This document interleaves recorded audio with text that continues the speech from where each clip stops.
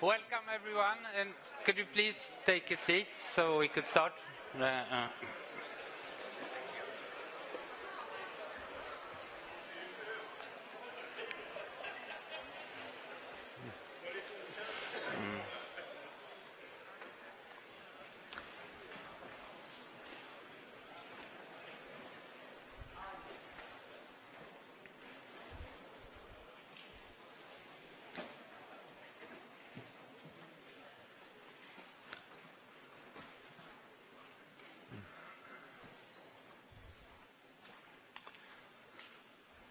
Okay, dear laureates, colleagues, friends, students, ladies and gentlemen. When we listen to music or look at the world around us or smell the air when the first snow is falling, there are molecules in our cells that move, change their shapes, bind to each other. Imagine if we could see all this. And it became possible through the work of this year's laureates. So the Nobel Prize for Chemistry 2017 has been awarded to Jacques Dubochet, Joachim Frank, and Richard Henderson for developing cryo-electron microscopy for the high-resolution structure determination of biomolecules in solution. If this sounds complicated, on the next slide, cool microscopy captures life in atomic detail. This is what it is about. The electron microscope was invented almost 100 years ago. It would take many decades before the instrument could be used to study biological molecules. Then many more decades passed, and during that time we could only see molecules at relatively low resolution, as seen on the left side.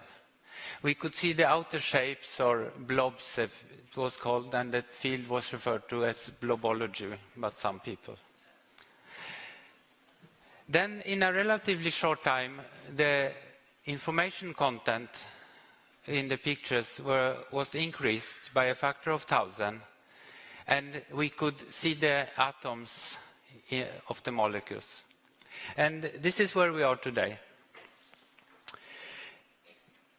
About 25 years ago, Richard Henderson demonstrated for the first time that cryo-electron microscopy could be used to visualize biological objects at atomic resolution. Already at that time, he predicted that the technique, and this is what he wrote in his article, could become a routine and quick method to be used for obtaining these structures. This is where we are today, and many of the more recent improvements have also been done by Richard. But during the years, we have not only been able to harvest the fruits of Richard's work, he has also generously shared the seeds with his colleagues and co-workers so that they could grow their own research environments and directions. And I think that has been very important in the field.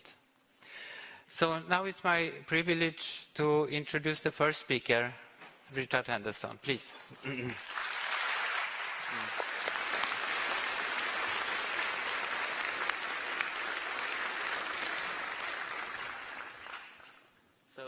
Thank you very much indeed, Peter, for that kind introduction.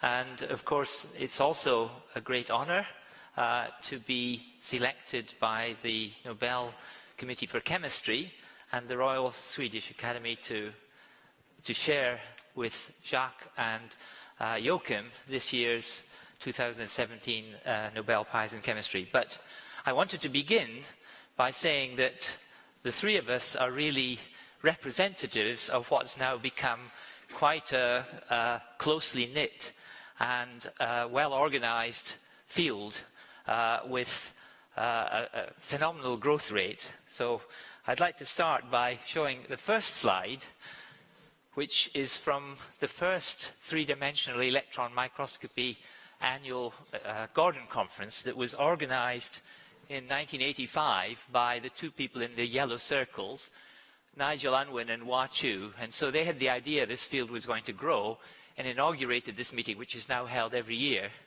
And I think you can see in the red circles that Jacques, Joachim and I are clustered around, being as close as possible to Nigel and Hua.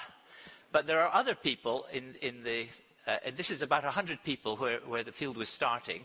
There's a few more who weren't at the meeting, but I particularly wanted to point out because the group of Bob Glaser, Ken Taylor and Ken Downing, they were doing low-temperature electron microscopy, cryo-microscopy, before those of us who are here today. So they were early adopters of that idea.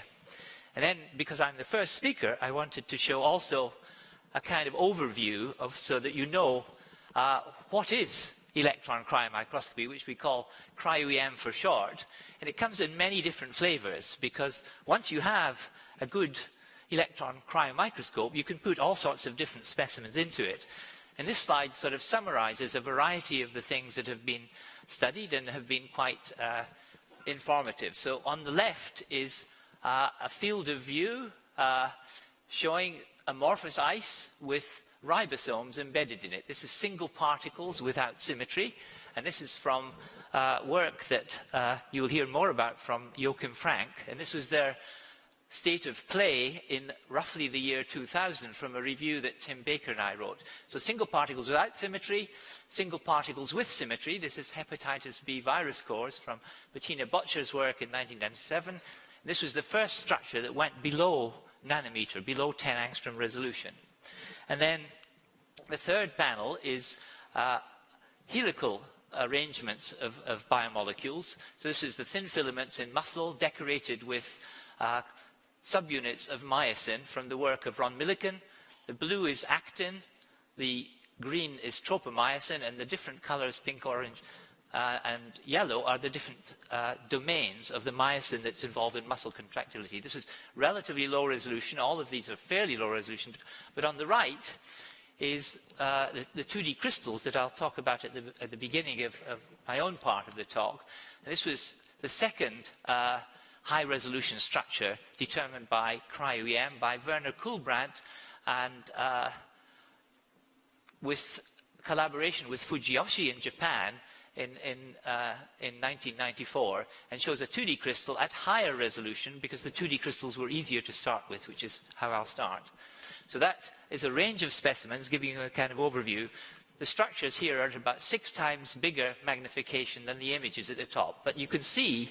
And this is much easier to understand than the gravitational waves and the black holes. You just take images of the molecules, you can see them, and then in the computer you calculate the structure. So, you know, anyone can do this kind of work. So then I want to jump forward, and this is this year's Gordon Conference. So this is now 32 years later. It's a bigger group, more highly selected, and you see some of the faces, Bob Glaser and Joachim, myself, but I've outlined in yellow some of the people who more recently have made very important contributions in terms of developing all the computer programs that has made it so easy and so popular amongst newcomers who don't know so much about it.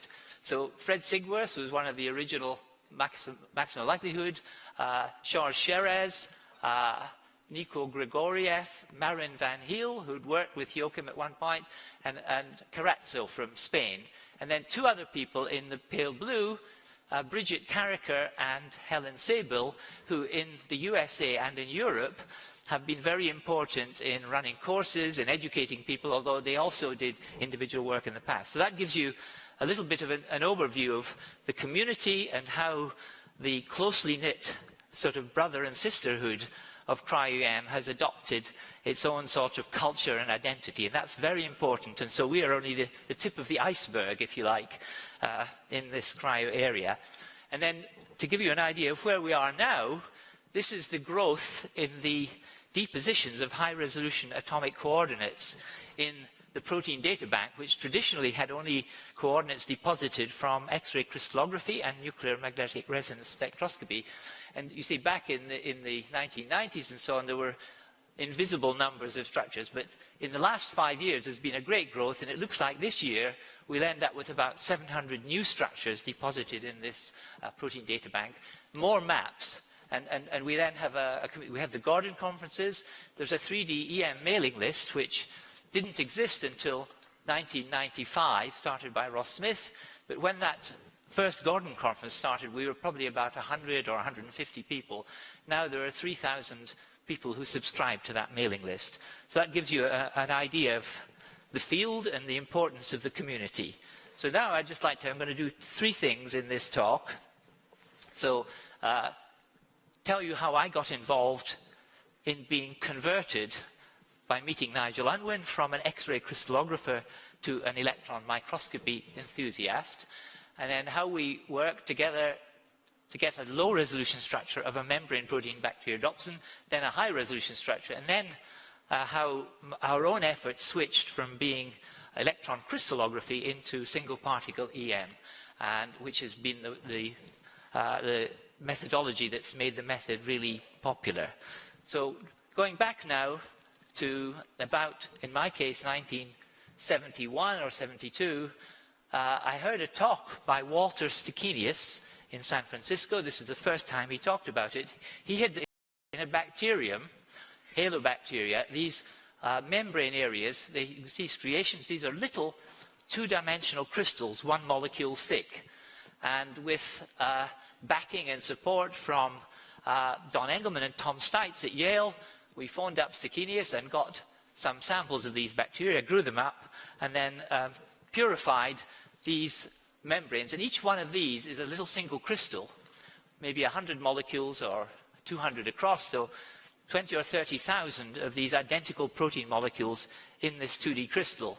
And my original plan had been to dissolve them in detergent, make 3D crystals, or analyze the 2D pattern. This is an X-ray powder pattern from stacks, pellets of those same membranes that you saw in single sheets. And so there are lots of spots. You can see they go out. This would be the first spot, second, third, and so on.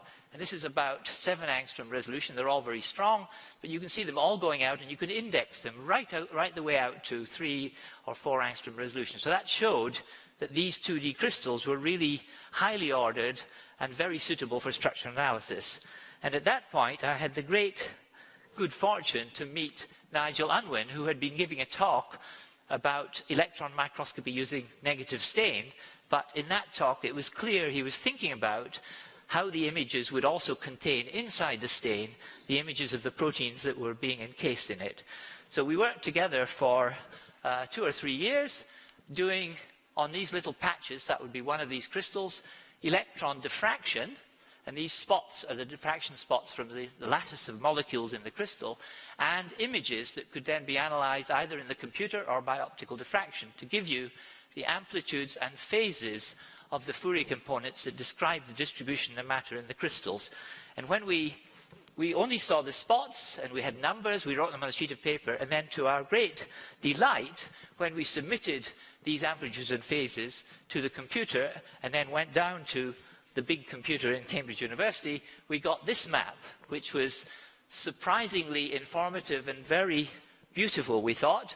The plotter, which was the only accurate plotter in all of Cambridge at the time, had 3 color pens, the red, green, and the blue, so the red, green, and the black, and it showed in projection 3 of these protein molecules with big peaks 10 angstroms apart.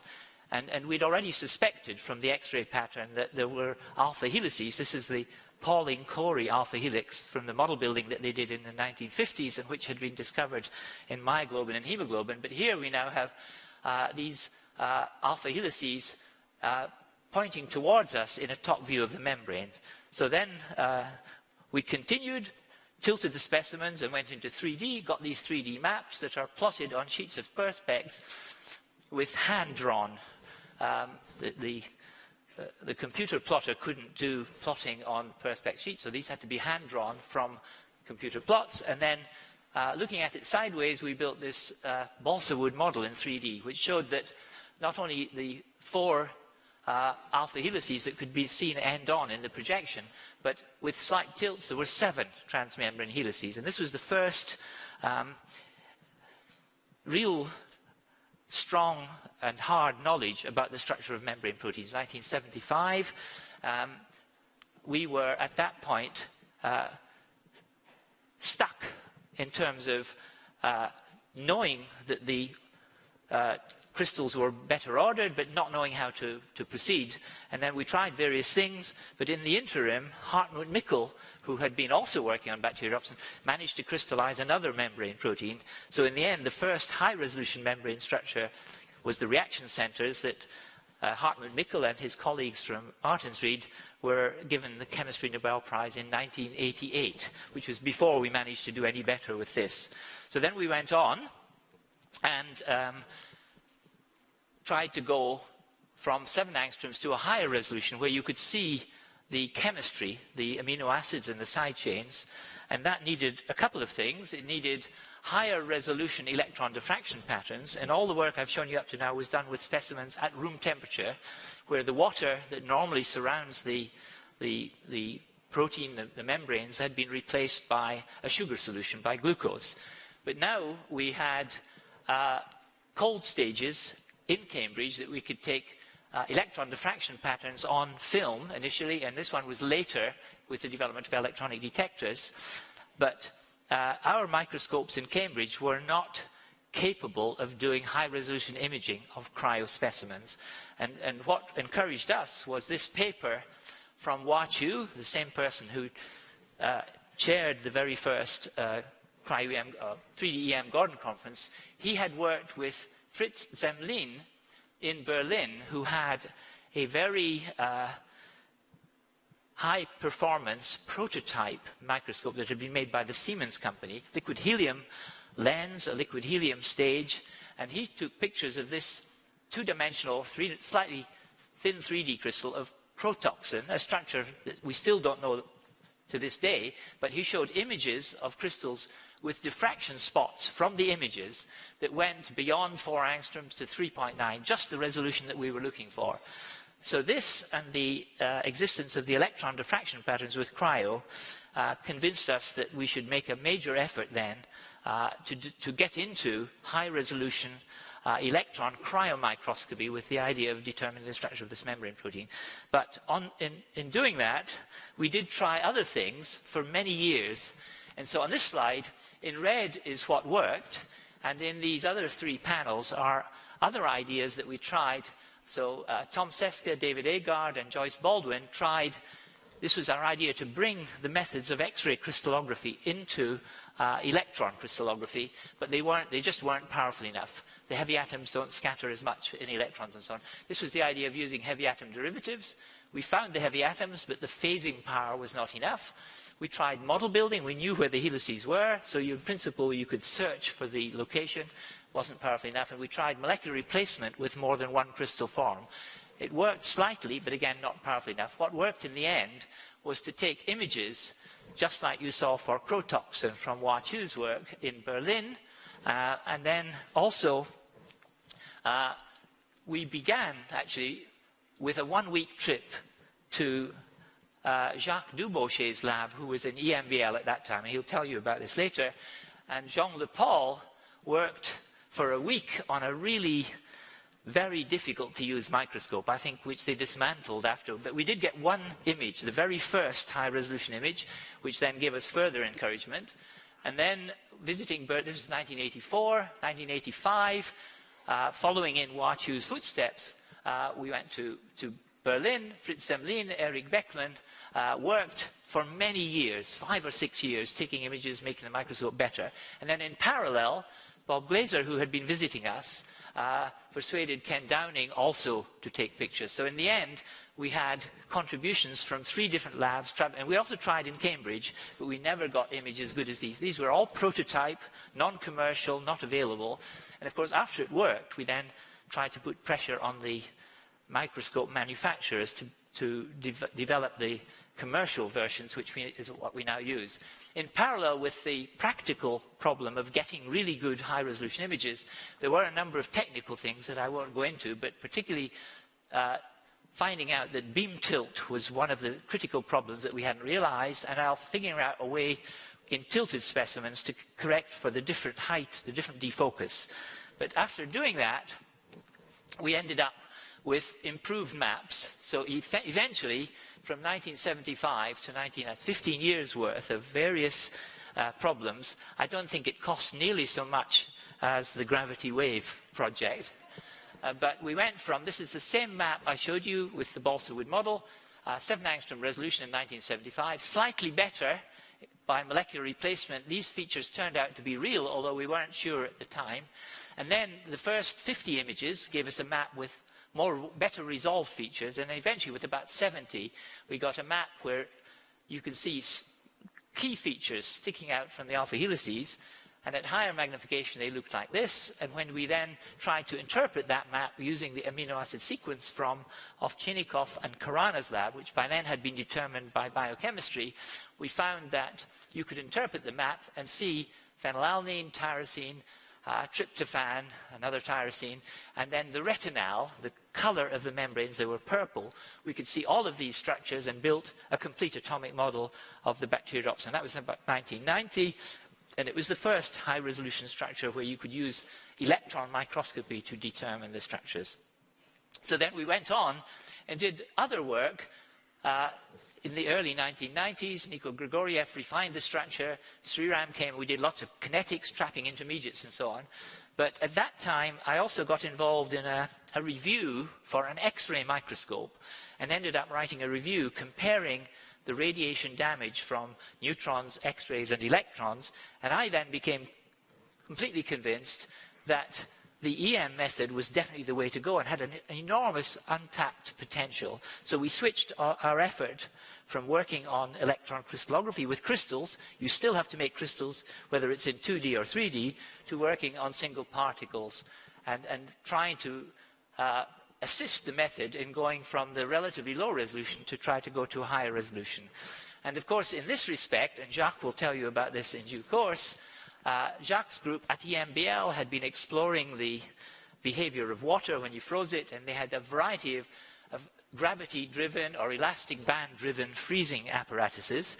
And I thought since I'm speaking first, I should give you a little outline of it. This is the cryo-EM grid preparation method that Mark Adrian, Alistair McDowell, who's here, and Jacques developed in the early 1980s. The idea is you take grids that have got holy carbon films on it. This says holy carbon film. You take them one at a time in a pair of forceps. You apply a drop of your solution with your protein of choice or your ribosome or whatever.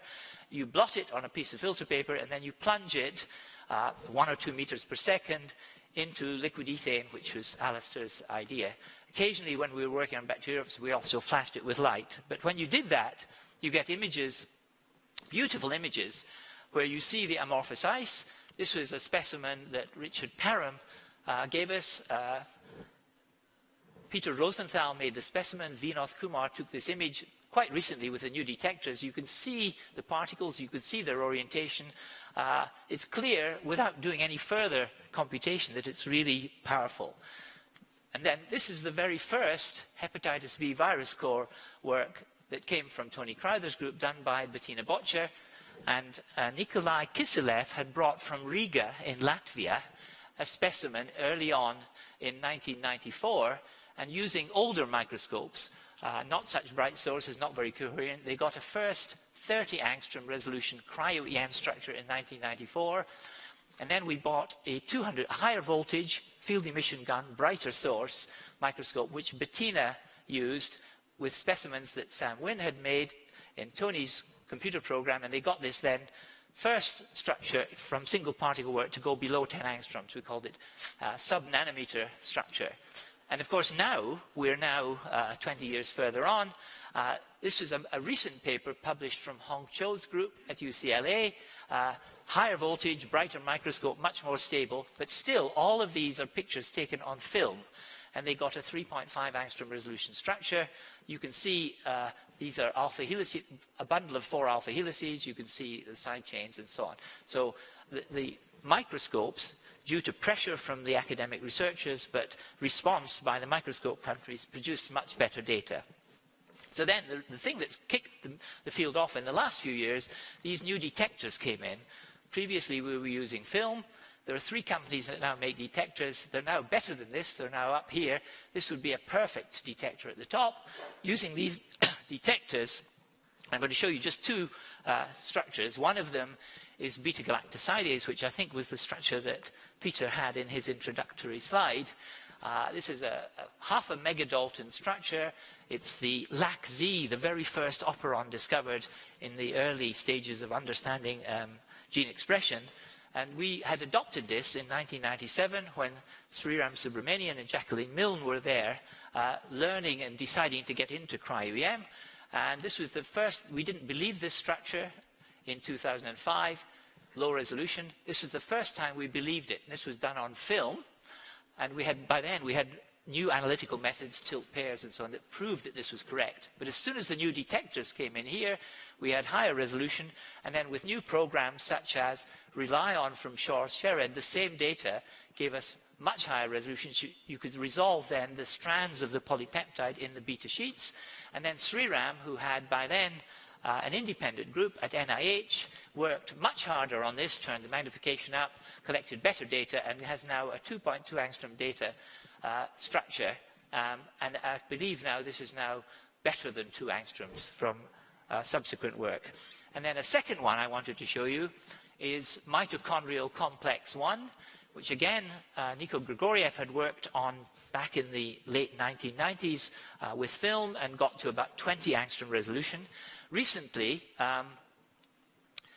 Judy Hurst from another MRC unit brought a sample across, and Vinoth Kumar started to take it. This is one of his pictures. This is a 1 megadalton complex with 45 different proteins in it, and it has no symmetry. You can see it has all sorts of different views. When you record images and process them, you get a map like this in 3D, contoured at 1 level or at a higher level, and you can see the 8 iron-sulfur complexes where electrons are fed in from NADH, come down into the membrane into quinone and involved in proton transport. And then in the membrane, there are 76 transmembrane helices. This is about 5 angstrom resolution, so rather similar to the bacteriodopsin early map at room temperature. So you can see the general structure of the protein, but not the detailed chemistry for which you need higher resolution. And then at a lower contour level still, you see the band of lipid and detergent that surrounds this membrane in the protein. But Vinoth Jaipenju, who had prepared the protein in Judy Hurst's group, went on and improved it until they eventually got a model with all 45 polypeptides identified and largely built, although there was some polyalanine, giving you a complete atomic model for the structure. And in blue, in the background, are the core subunits that a bacterial homologue of this mitochondrial membrane protein involved in proton transport, coupling to oxidative phosphorylation.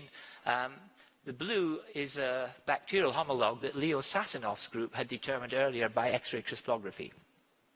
So that's a kind of complete summary from early stage bacteriodopsin to higher resolution, and then switching the approach of cryo-EM into the single particle area. And I just want to finish then with one slide. And this is from recent work that in the last year, Chris Russo and I have been doing, and Chris is in the audience here. And the idea is, where are we now? So we are now, and so what this is, this tells you the amount of information in images that you get with the new microscopes and the new detectors. And this is the exposure that you're giving it, 5 electrons per square angstrom, then 10 and 15. And radiation damage eventually kills the structure. You're turning it into a cinder, a carbonaceous fragment of what was once a beautiful protein.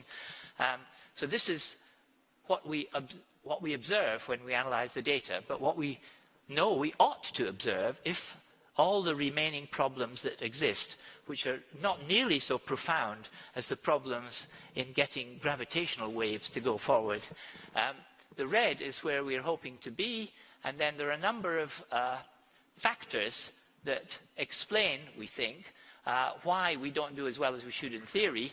And the idea now, for the next year or two, is to try to address all of these problems, but the main one being in this blue area is beam-induced specimen motion from the radiation damage or from releasing stresses that are as a result of the freezing in the first place. And then when we do that, we think you'll be able to do all the things I showed you, lots more, more than 1,000 structures per year and so on, and it'll be less work and more high resolution and so on. So with that, I wanted to finish by saying that of course, quite a number of people have been involved, and I've worked with them personally, but the main one at the beginning, which basically converted me from an X-ray crystallographer to an electron microscopist, and I think there was a slight action and reaction, because after we had worked together on bacteriops, Nigel also changed, still doing electron microscopy, but doing it on membrane proteins as well. So it was an important branching of our potential career paths for both of us. And then we had this 15-year gap where we had to work on a lot of different methods. And in Cambridge, Joyce Baldwin, Tom Seska, and David Agard were the ones who were pushing it. But Bob Glaser and Ken Downing were important in taking pictures, but particularly Fritz Zevlin and Eric worked very hard for many years. And then we had this 1 week with Jacques and Jean Le Paul in the early stages. So that was the high-resolution group. And then recently, we've been involved in a lot of the attempts to improve the methodology through detector development and microscope technical developments. And these are the people, Wazi, Greg, and Shausha, who's here from Cambridge, and the two people from Rutherford Appleton Science Technology Facility Council near Oxford, who have spent 15 years or so developing one of the 3 types of detector that you can now buy from the market. And then more recently, when we switched into single particle work, I mentioned most of these, not John Rubinstein, who worked on one of the different type of ATPA's rotary motor, and Peter Rosenthal, who prepared one of the specimens that I showed you before. And then the most recent work in all of the biological structures, like complex one, came from Vinoth Kumar, who has now just opened a new cryo-EM facility in Bangalore in India. And then finally, in the last year, Chris Roos and I have been trying to address and solve the remaining problems for the future. And then I should just finish by saying that most of the work, obviously the people from other labs were funded by other agencies, but most of this was funded by the Medical Research Council, which has always had, since the time of Perutz and Kendrew, a clear mandate to do long-term support for projects that take longer than typical projects take. So with that, thank you very much. Yeah.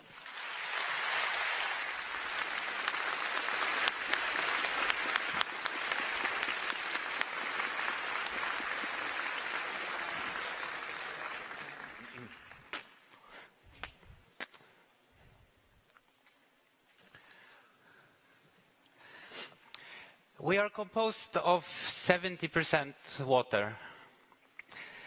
Our cells, all the molecules inside, are surrounded by water. As pointed out by Jacques Dubochet in 1985, he wrote that during the first 50 years after the invention of the electron microscope, the most abundant constituent of living things, water, had been excluded from studies using the electron microscope. Jacques developed a preparation method that solved this problem. It is based on cooling water so rapidly that the water molecules are trapped in a disordered state, which is called glass or vitrified. This phenomenon was considered to be impossible, and we will soon learn how the impossible became reality. But the road was slippery, as we will hear. But on this ride, Jacques has also looked beyond the molecules. And unfortunately, my French is not that good, but from what I understand by reading the texts that Jacques has presented, is that he writes with the warm and open heart of a humanist on topics, on opinions, on topics covering problems of our society, politics, and of course science, of which we will hear more about in his presentation. May I now introduce, it's a great privilege to introduce Jacques Dubochet, 70% water, 100% warm curiosity.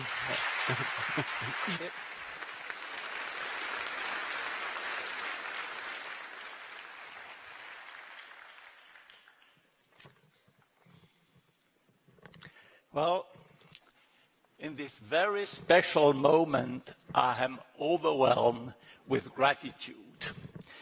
Gratitude for my parents, for my family, my friends, my collaborators, for the Royal Swedish Academy of Science and the Nobel Foundation.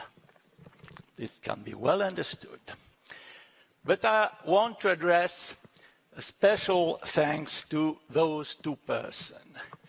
Eduard Kellenberg was my, what is called, Dr. Vater. He brought me into science, he taught me to be a scientist, and he explained to me that science is something that should happen in a society.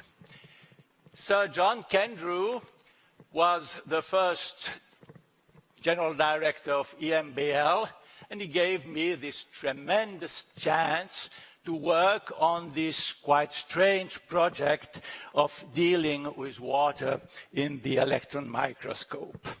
So why cryo-EM? Because, as you said, we are bags of water. And bags of water made of billions of cells, which are each one bags of water. And if you remove the water, everything floating in the cell or in the body will condensate, will aggregate, and if you are good in arranging the specimen when removing the water, you will get fine aggregates. If you are not so good, you get coarse aggregates, but aggregates you get because fish doesn't fly. So even a very tough object like this T4 bacteriophage, when you dry them on a supporting film, they are in a very bad shape. So people develop remarkable method to preserve the specimen, though the water is removed. One fine method is to dry the specimen in a solution of heavy salt. And the more the water goes, the more the salt concentrates. And at the end, you have only the particle with salt around it, heavy salt, heavy metal salt, which hold the structure more or less correctly. Another possibility is freeze drying. You freeze the specimen, and instead of removing the water from the liquid, you remove it from the solid.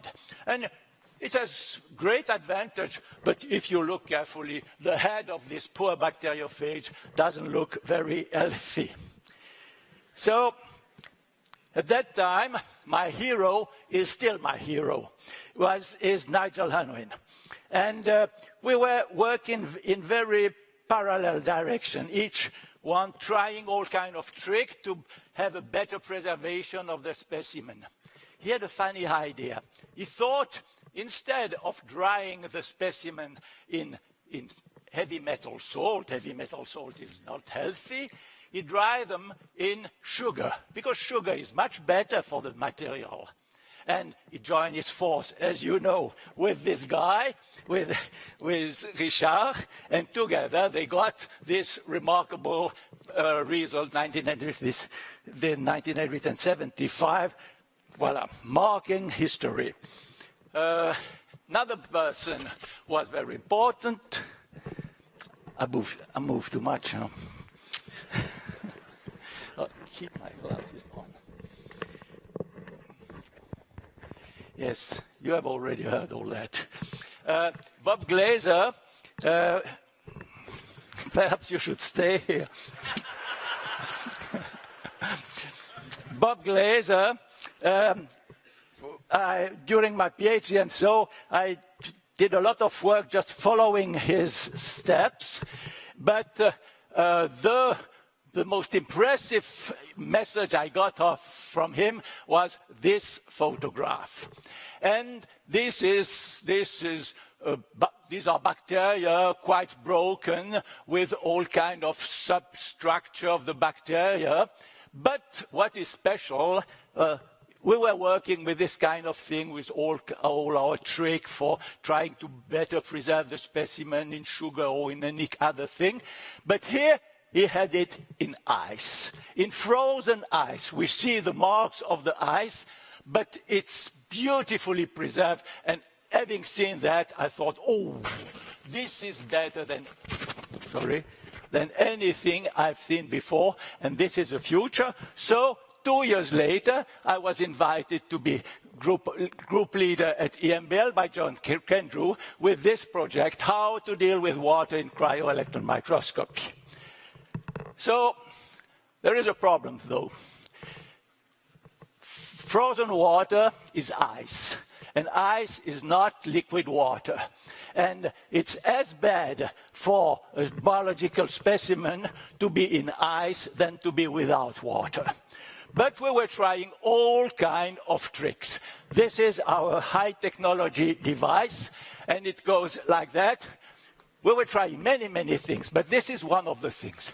We had a nebulizer coming from the right here, high-pressure nebulizer, throwing a stream of micro droplets of water or of any kind of suspension, and going through the small slit. Here, the slit, and here you have a tweezer. And at the top of the tweezer, you have one of these supporting film, this grid that you use as specimen holder in the electron microscope. And while the stream of droplets is going, you let this fall down in the liquid nitrogen. And we got like that, things like that, a nice droplet of ice. And this is characteristic ice. Now, Alistair McDowell, I can't see him, but he is here, thought, I will do better. And he put here, just in the liquid nitrogen here, a very small beaker where he condensed liquid ethane. And instead of letting the specimen fall down in liquid nitrogen, he let it fall down in liquid ethane. And so he went to the microscope, looked at the object in the electron microscope, and called me, hey, there is something here. And this is what we see. And this is vitreous. This is not crystallized. So we didn't know what this was. The first idea is it's liquid ethane. It's ethane which has been condensed here. No, it can't be. The temperature, at that temperature, ethane should have been gone, should have evaporated. So we thought, okay, we will let it evaporate and we will see what it is. So we turned off the cooling of the specimen holder and we let it warm. I do not remember how long it lasted, quarter of an hour, warm slowly. And when we came at minus 135, suddenly, but in literally in 1 second, the drop transformed into a multi-crystal that we recognized immediately. This was cubic ice. Cubic ice is a different form of ice, quite conventional. We had it studied before in detail in our previous experiment, and electron diffraction confirmed it. It's ice. So if you have a vitreous droplet which turned into ice, you know that you had vitreous water. Ha! So what do you do with that? This is Alistair McDowell, vitrification man, great. This was the first, Alistair, remember, I said at that moment, oh, we have something great, truly. And the trouble with vitrification, with vitreous water, is that vitrification should be impossible. What does this mean? Yes, I will not go into the detail. I will just mention the founder of cryobiology, Father Basil Louillet, who he is a Catholic priest in a very severe Catholic congregation, and he worked for 40 years in trying to produce suspended life. This means immobilizing life, or in order to obtain typically for breeding typically. And he makes a lot of money with this, not for him, but for his congregation. And he was working with very good people, and those people with him demonstrate that vitrification was impossible at the end for thermodynamical and complicated reasons that I am not going to explain in detail. So I want to speak about this man for another reason. He was born in Savièse in Valais, Switzerland, and I start school just very close to him in a place which would be here, in a small village just on the other side of the valley here. And at present, we have still a nice chalet here, a nice mountain hut here. And for those who love mountains, this is the so-called, this is La Dent Blanche, beautiful mountain. Okay, so having our vitrification, we send it for publication, and we got rapidly this answer: no, it was rejected, you can't bend nature. And they were wrong. They were wrong for two reasons. The first one is that while they were rejecting our paper, they had in press the paper by Bruggeler and Meyer, who was proving that obtaining complete vitrification in pure liquid water and dilute aqueous solution. That means they made the discovery that vitrification is possible. And then they were doubly wrong, because vitrification is very easy. And with our method, it was reproducible, rapid, and no problem. So what do you do with that? First conclusion: vitreous water is not simple. It's not just liquid water immobilized in the same shape. No, it's something else. But it doesn't matter. It works so well for cryo-electron microscopy that we don't dare to go into the detail. Though, when we will go into the detail, we will certainly understand very important things about water that we yet don't know. And perhaps it will be important for biology also. The second can be explained like that. We work with these grids, and on the grids we have a thin film, and we spread the specimen, the solution on the grid. But this is difficult, because water has high surface tension, and what water is to form a sphere, minimize the surface. And trying to maximize the surface on a grid is just technically difficult. You have to arrange the surface so that two high numbers just come equal and negate one to and the other. It's a complicated process. And my collaborator, Marc Ardrian, at that time, he died, unfortunately, very stupidly after his retirement. And this is a very remarkable person. He is very stubborn, extraordinarily cultivated, and he has an enormous culture, and very stubborn, and he was not at all interested in spreading the water on the grid. So he wanted to have no support. And he was working, trying to get the specimen on the holes of the grid without support. I was quite opposed to that, because there is no chance.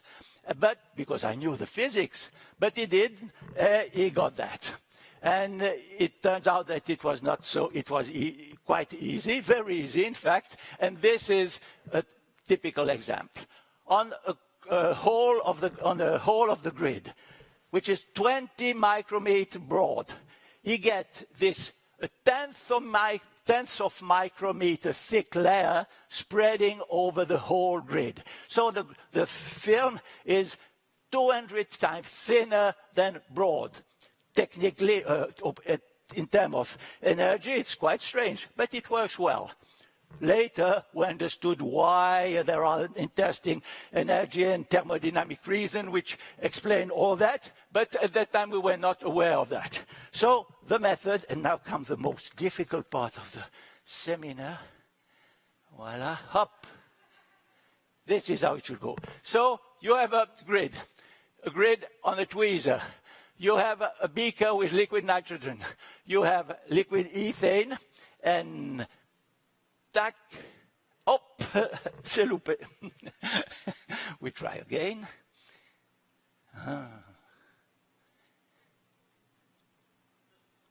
Voila.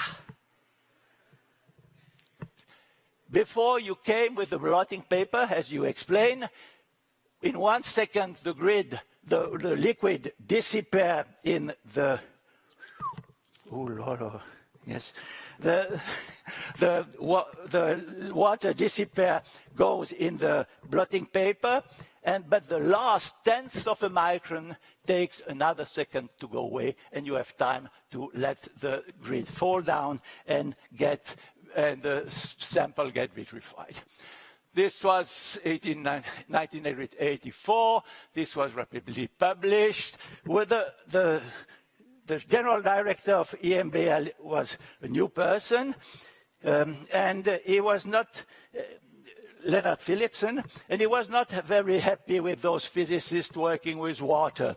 But so we worked with his pet virus, the adenovirus, and when he got this nice photograph, he was convinced, and we became the best friend in the world. And so was it. And you notice, but of course, you have heard more, and you will hear much more from Joachim in a moment. When you have the particle floating in water, with all orientation, you can make 3D reconstruction. And so we had this, 1986, this model of a virus at 35 angstrom resolution. 35 angstrom resolution. And so came the beautiful word blobology. Blobology. Yes, this is blobology. And then a lot of people continue to work, were working before. We were also working, but those you understand are they more important than the other? I guess yes, but there were plenty of other. And so we had 30 years. We had 10 times better resolution. 10 times better resolution, this means 1,000 times smaller volume.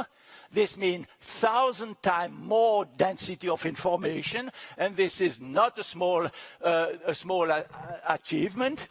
And 3.5, 35 to 3.5, both, these are just numbers, but 3.5 mean seeing atoms. And when you see atoms, then you are a chemist. And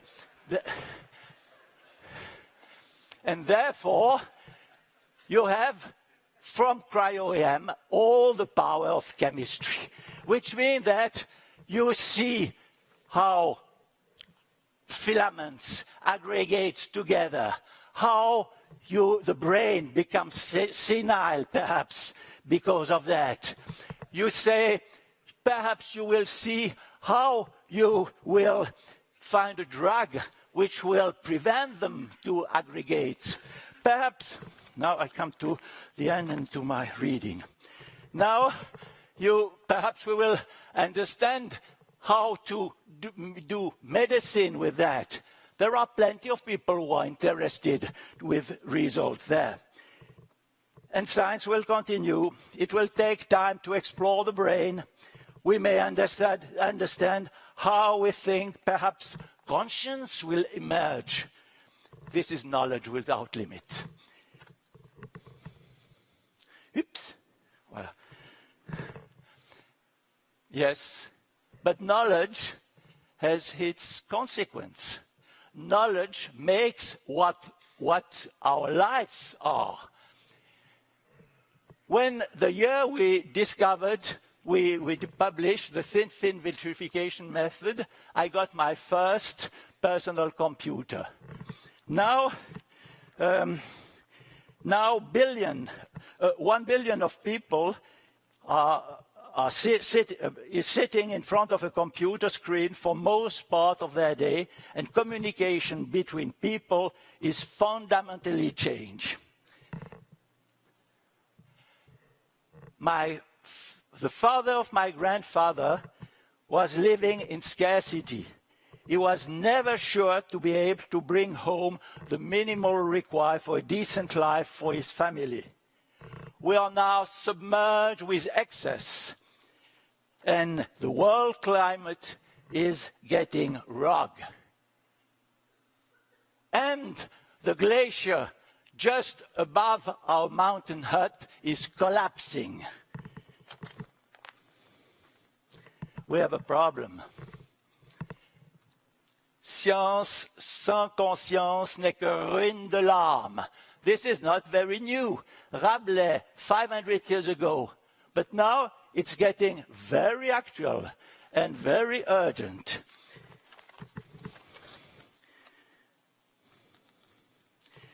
Well, yes, and, oh, sorry. Very urgent. What can we do? It's very urgent. What can we do? One thing is certain. We scientists must come out of our ivory tower and be involved in the society for which we produce knowledge. That knowledge can have equally good or bad consequence, and we must become more aware and responsible for these. This is the reason why, more than 20 years ago, we introduced in our university a compulsory curriculum, Biology and Society, because we want our students to be as good citizens as they are good biologists. This is good, but this is not enough. How can we be as good in using our knowledge for the well-being of all as we are in producing it?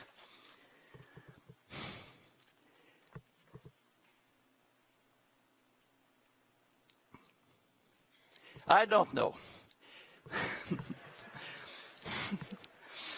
You see, we are used to speak freely, but this part is in some way too important to be said like that. Therefore, I want to write it, I wrote it down, and it's make it very complicated. Yes, I don't know, but we must fight for our most precious good. Namely, we must protect and fight for for knowledge. Knowledge is our common good, and which must make out of it the best for the well-being of all, now and for future generations. Imagine if, it's easy if you try. Imagine, for example, we think about health. Imagine that we take the WHO, the World Health Organization, an organism of the and imagine we give to this organism all the knowledge about health and about medicine, about how to help people health. And we give this organism the right and the power to do the best with this common knowledge. Of course, we will give those who produce the knowledge the right reward for the effort. It would not be hard to do. Imagine. You may say I'm a dreamer, but I'm not the only one.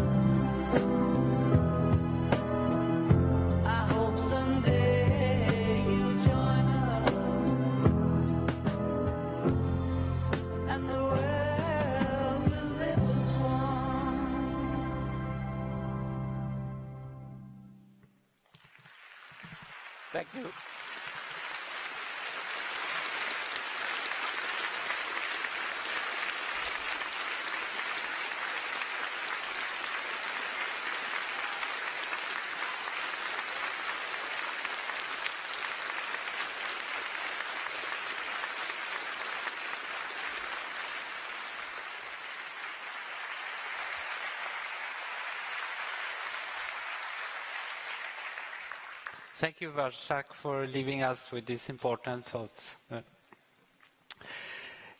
Electron microscopy pictures of biological molecules in water have very low contrast. In 1975, Joachim Frank realized that the challenge in using electron microscopy for studies of unstained biological molecules, he wrote, is the assignment of features that are only faintly visible on noisy background. He solved the problem. Then he spent more than 10 years on developing methods to calculate three-dimensional structures from these faint molecular shadows. We will hear more about this in his lecture. But perhaps what you know less about is that Joachim is also a published author of poems and short stories, and he is a former president of the Hudson Valley Writers Guild, who meets to discuss poetry and fiction. And as a colleague of Joachim recently described Joachim's contributions, he has been exploring the intricacies of the human heart with the same keen insight and perception that he brings to his scientific work. We are now looking forward to hear many more details of this scientific work. It is my privilege to introduce in 3 dimensions at a high resolution Joachim Frank. Please. Thank you.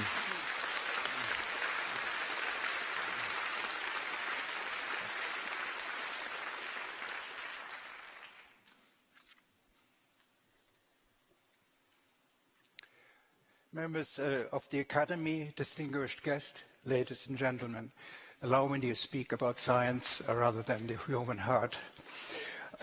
It's an enormous honor to be selected as one of this year's Nobel laureates in chemistry.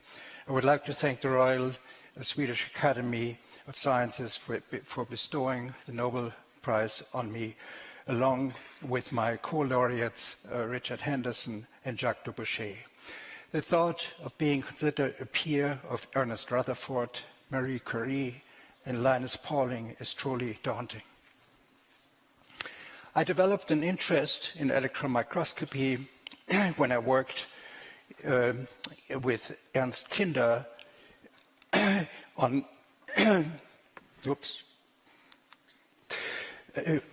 I developed an interest in electron microscopy when I worked with Ernst Kinder on my master thesis in physics at the University of Munich.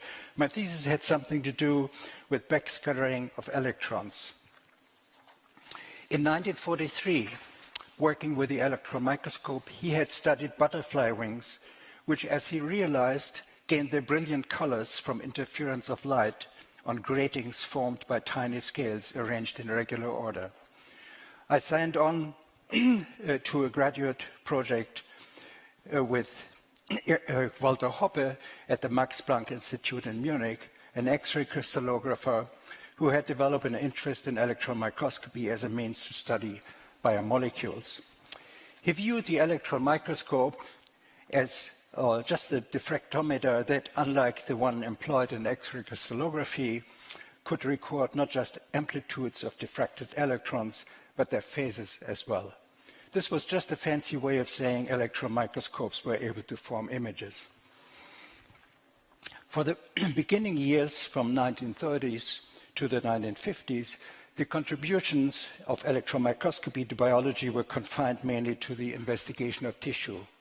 Serious forays into the quantitative visualization of molecular structure did not start until the 1960s and were concentrated in 3 groups: Aaron Klug at the Lab of Molecular Biology at the MRC in Cambridge, my mentor Walter Hoppe at the Max Planck Institute in Munich, and Edward Kallenberger, as you heard, at the Biozentrum in Basel. Now, unless symmetries are present, three-dimensional reconstruction of an object requires the combination of its projections from a wide angular range.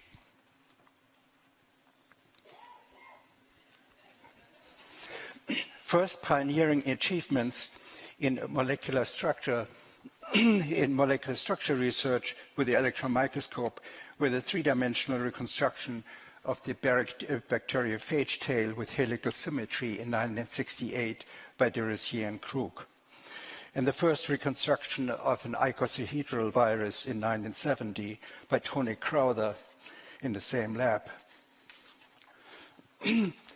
At that time, biological molecules could not be imaged in a close to native state. Negative staining, which amounts to embedding the molecule in a layer of heavy metal salt, was the only means available to produce contrast.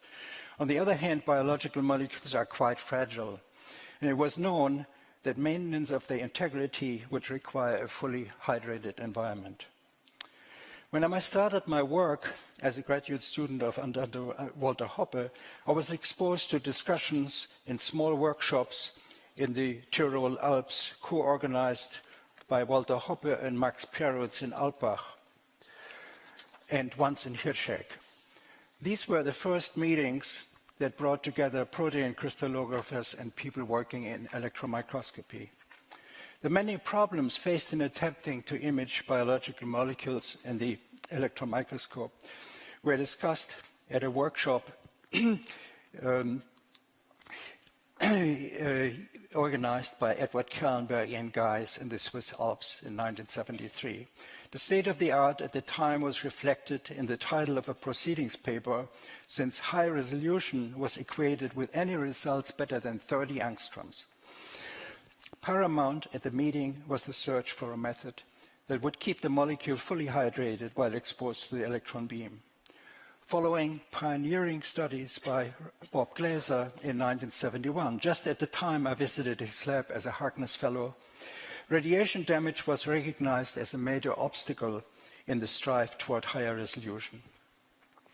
Averaging over a large number of repeats of a structure exposed to very low dose was seen as a general solution to this problem. Thus, this meeting set the stage for a groundbreaking study by Richard Henderson and Nigel Unwin that you have already heard about in 1975, the reconstruction of bacteriodopsin from the purple membrane of Halobacter embedded in glucose under quasi-native conditions. The confluence of novel approaches to sample preparation, data collection at extremely low electron dose, and merging a tilt series of these noisy images made this work a towering achievement. The time after that was marked by general excitement in the community and many attempts to use the same or similar methods in the study of other proteins amenable to two-dimensional crystallization. However, the intrinsically low contrast between proteins and glucose made these attempts difficult, and embedment in ice remained the agreed general goal. At the time, most researchers in the field that was to be called structural biology were united in the belief that serious structure determination required highly ordered samples, such as 2D crystals, helical fibers, or viruses with high symmetry. Attempts to extract structural information from freestanding single asymmetric molecules were not taken seriously. One such alternative approach pursued by Walter Hoppe was to tilt the EM grid to which isolated molecules were attached into multiple angles while collecting projections from which the molecules could be reconstructed. While the angles are exactly known in Hoppe's tomographic approach, the accumulation of radiation damage over multiple exposures to more than 1,000 electrons per angstrom square at the time rendered the end result essentially meaningless. The other approach was the one I formulated in a concept paper in 1975, which I will elaborate in the following.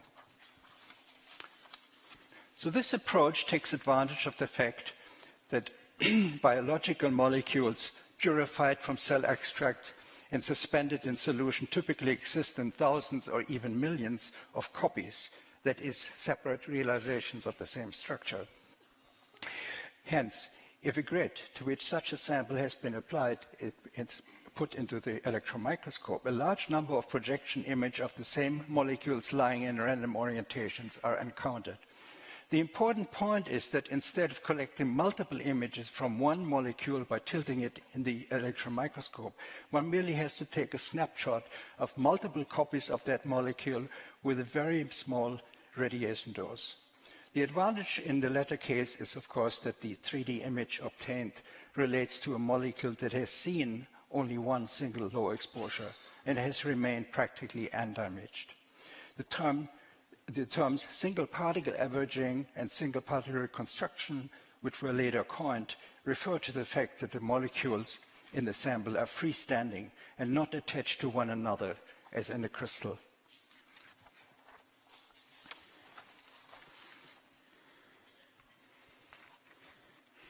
So at this point, it is important to reiterate that no symmetries are assumed in this approach. Rather, the idea was that entirely asymmetric molecules could be reconstructed in this way.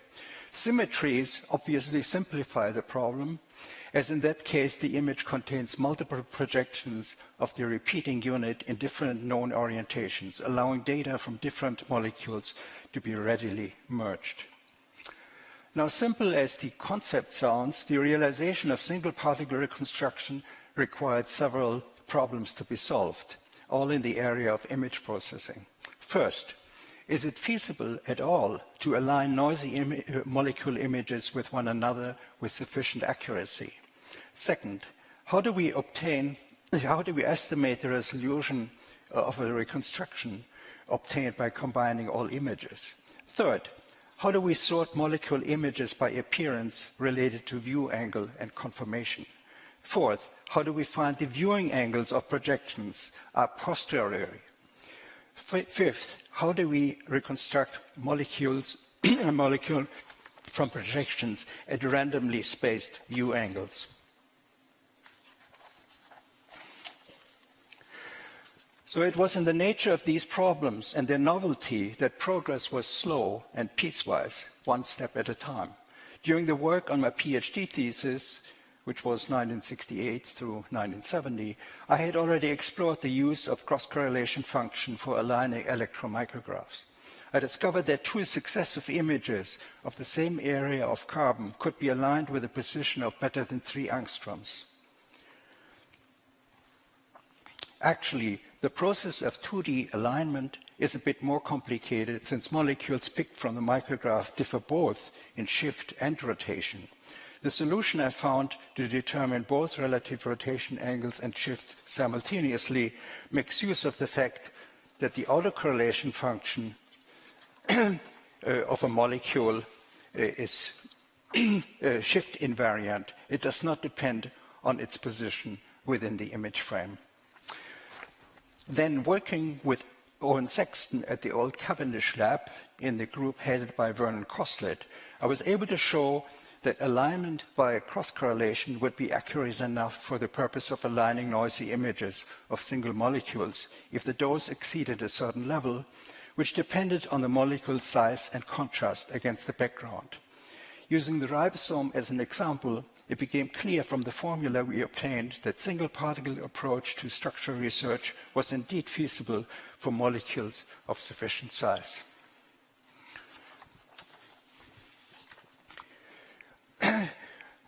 My appointment in 1975 as senior research scientist at the Division of Labs and Research, later named Wadsworth Center in Albany, offered me the opportunity to explore the idea. With the help of samples provided by collaborators, I was able to demonstrate the feasibility of obtaining two-dimensional averages showing enhanced features of molecules with images of glutamine synthetase, acetylcholine receptor, and 40S ribosomal subunits from HeLa cells. Among these, the 40S subunit averages were most striking in showing the potential of the single particle technique and proved instrumental for gaining funding by the National Institute of Health. Nonetheless, presentations of single particle averaging results at the meeting at Burg-Germen in 1979 by myself and my collaborators Martin Kessel and Peter Singsheim were greeted with a great deal of skepticism. One issue to be addressed, which I had already mentioned before, was the fact that due to the absence of crystal order, the average of aligned molecule images shows no diffraction spots in its Fourier transform, and therefore lacks an inherent measure of resolution. Without such measure, progress in quality cannot be tracked and compared among different groups.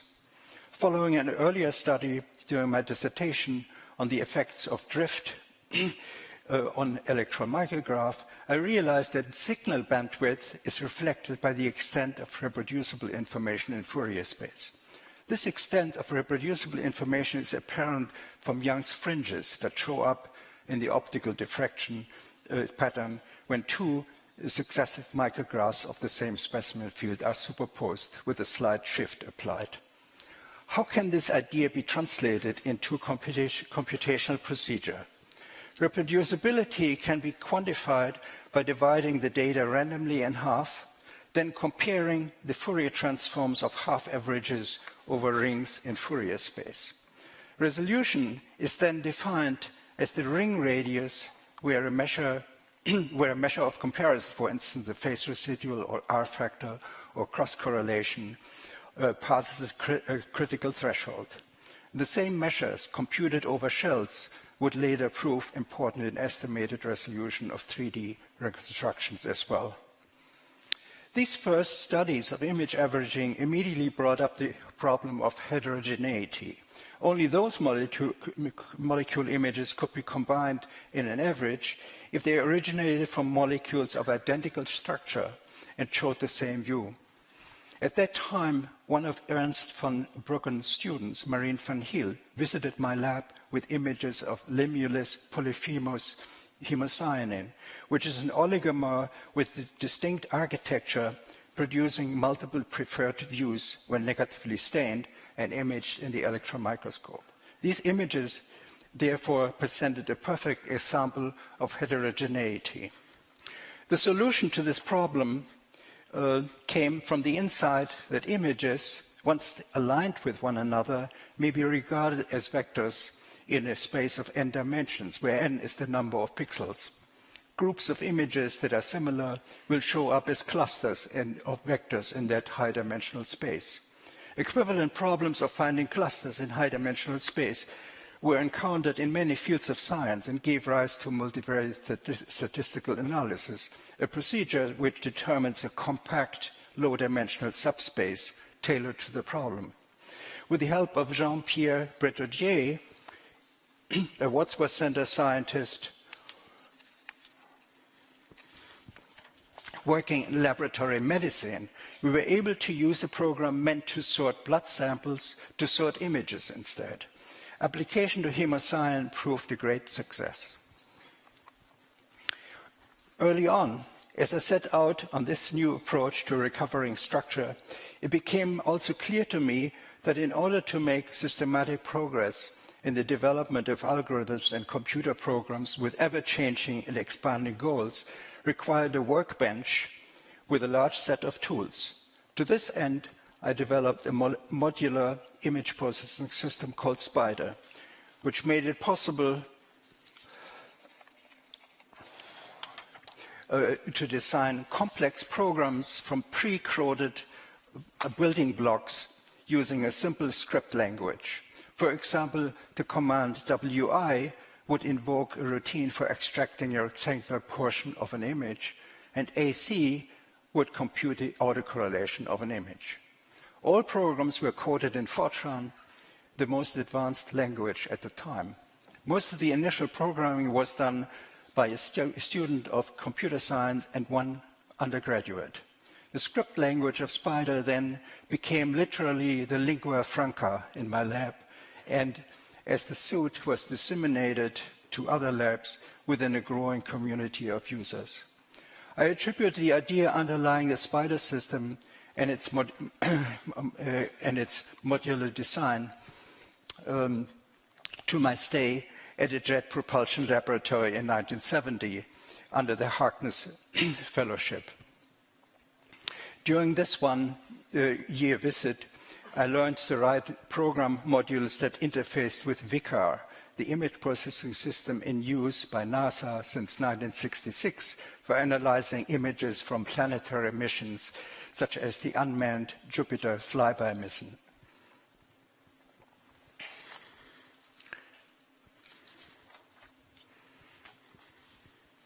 Now to the subject of three-dimensional reconstruction. For computing the three-dimensional structure of an object from its projections, one requires the angles of each projection to be known. Determination of the angles of the randomly oriented molecules was the most important yet most difficult problem to be solved. The solution came from the insight that two micrographs, one of a field of untilted particles, one of the same field tilted, contained all the information required to assign Eulerian angles to each tilted particle.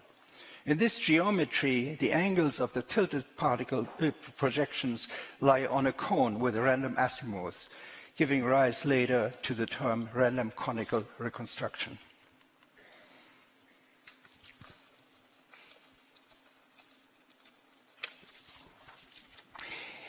In 1982, I was joined by Michael Rademacher, also a student of Walter Hoppe, who had worked in his dissertation on algorithms for 3D reconstruction from projections arranged in a regular conical geometry. Thus, he had exactly the skills needed to develop computer programs that implemented the random conical reconstruction. One important step was still missing, the generalization of the algorithm that assumed regularly spaced conical tilting to the general case of random angles. Once this was accomplished by Rademacher in 1986, we obtained the first single particle reconstruction using the random conical method, the 50S subunit of the E. coli ribosome.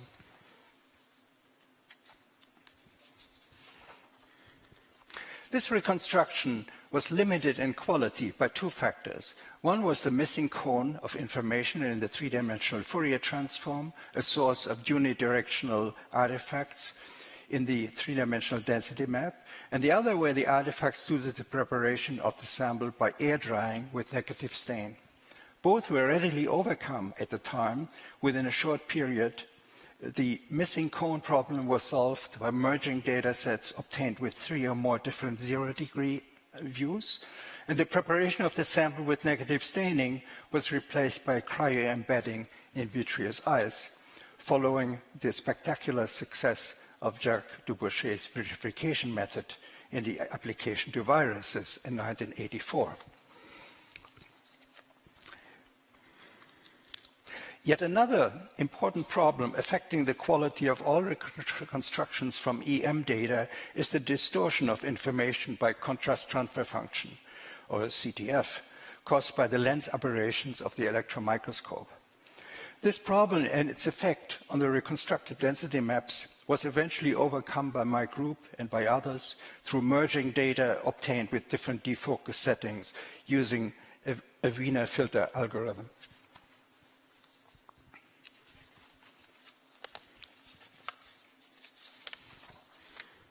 The first molecules visualized by a cryo-EM and reconstructed in 3 dimensions with a single particle method were the E. coli ribosome, hemocyanin, and calcium release channel. A cryo-EM reconstruction of the haloacular Maris mortuae ribosome proved to be helpful in the phasing of the first X-ray structure of the large subunit.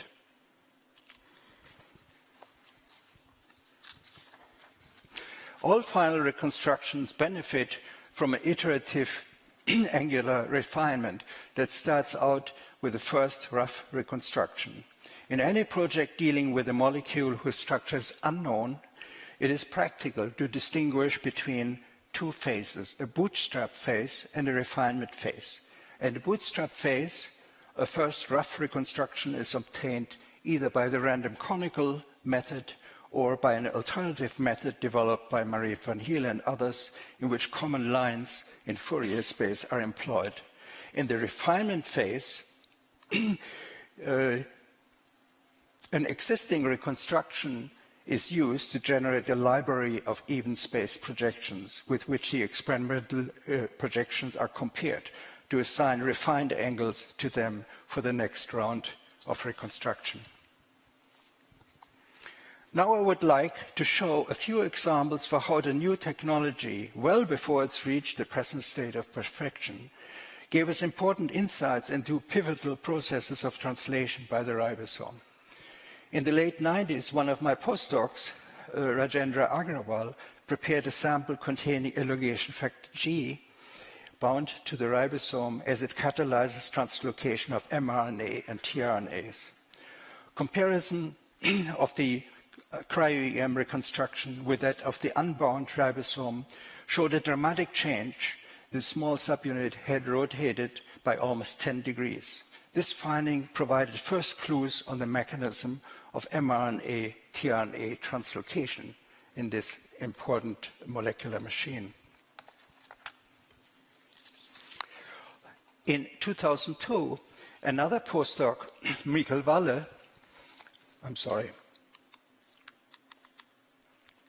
In 2002, another postdoc, Michael Walle, found that in the decoding process, tRNA entered the ribosome in complex with protein factor EFTU in a strongly distorted form, in the so-called AT state. This observation indicated that the tRNA acts as a molecular spring, apparently setting the threshold for discrimination between cognate and neo-cognate codon-anticodon pairing. As a third example, in 2001, we teamed up with Jennifer Doudna, then at Yale, to visualize the mRNA from hepatitis C virus in the process of hijacking the human ribosome. My postdoc, Christian Spahn, working alongside with Jeff Kieft from the Doudna team, visualized the so-called iris element of the virus attacking the small subunit of the ribosome. Even though before 2013, when the cameras came out, cryo-EM reconstruction fell short of resolutions in the 3D angstrom range, it was still possible to interpret them on the basis of existing structures by means of flexible fittings, such as MDFF, deriving interpretations through atomic models. I'm showing two examples among many, a 6-point angstrom cryo-EM map presenting a snapshot of the decoding process and its interpretation by Elizabeth Villa, and the atomic model of the ribosome from T. Brucey, built from the 5.5 angstrom map by Yasser Hashem, still from data recorded on film. I finally come to a distinct advantage of single-particle cryo-EM that is brought out in many applications now. Here, unlike in X-ray crystallography, molecules are unconstrained by crystal packing and are able to assume the full range of conformations present in solution. For a processive molecular machine like the ribosome, unless it is stopped by a chemical intervention, many different states coexist in solution. The full potential of single-particle cryo-EM has been realized with the introduction of maximum likelihood classification by Stuart Shears, who worked as a student in the lab of Jose Maria Carrazzo and later independently at the LMB MRC in Cambridge. These algorithms perform the seemingly impossible task of disentangling changes of view angles from changes in structure. A large, well-characterized ribosome dataset that we supplied was correctly classified in the initial study. Working with this toolset, multiple structures are now routinely recovered from a single sample. In the next slide,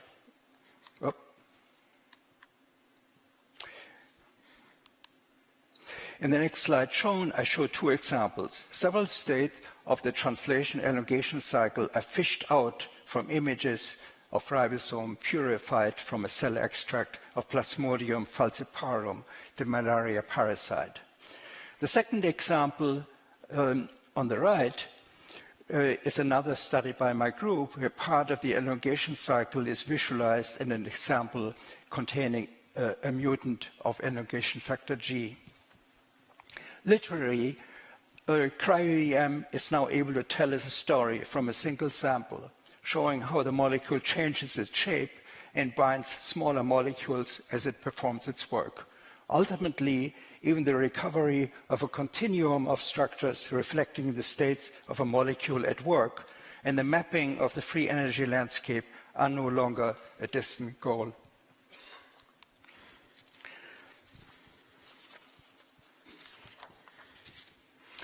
Even though I have illustrated the progress achieved by using my favorite molecule, the ribosome, which now has the best resolution of 2.5 angstrom, the range of applications in biology is virtually unlimited, except for some lower bound on molecule size, and of course, the necessity of having the molecule suspended in solution.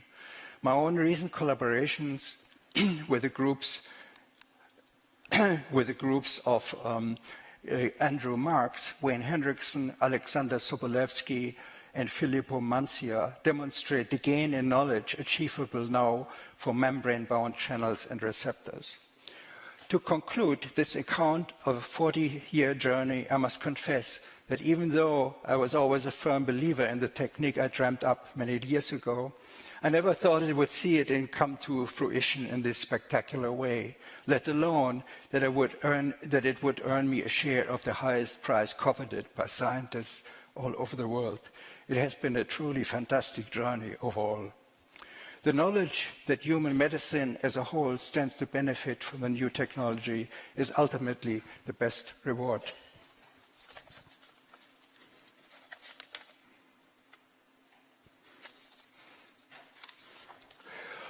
I should at this point give tribute to all the people who have made this development possible over the years.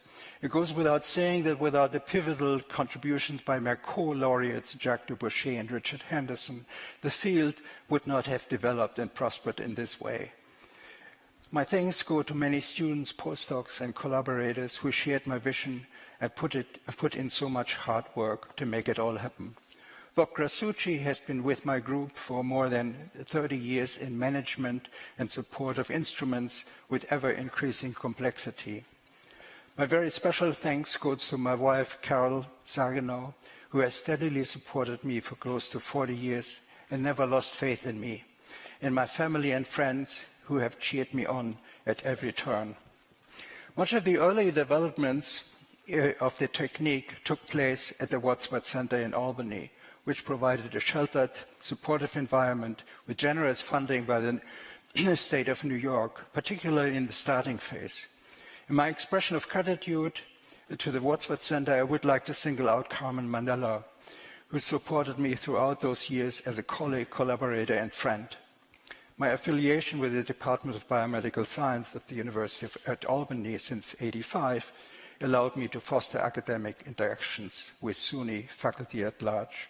And since 2008, when I joined the faculty of Columbia Department of Biomedical Sciences and Biological Sciences, I enjoyed multifaceted intellectual environment fostered and maintained by one of the country's greatest universities.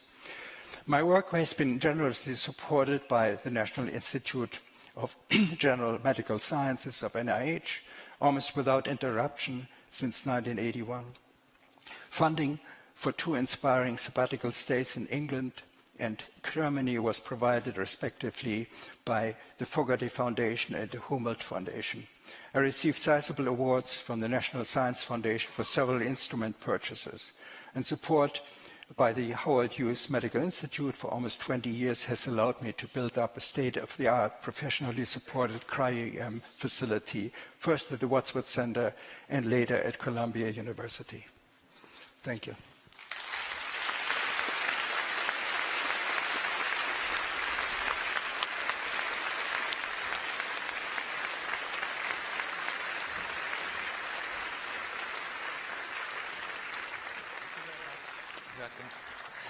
Could I please ask our co-laureates?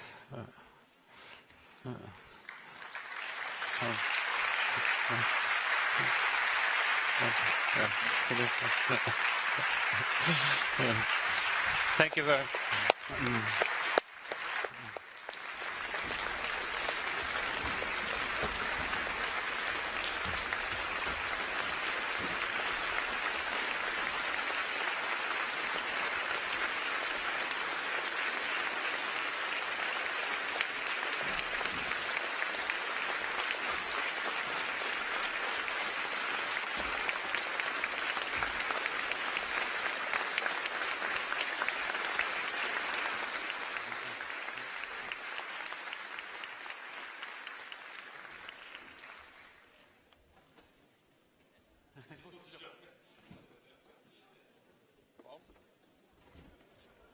pleasure to see you.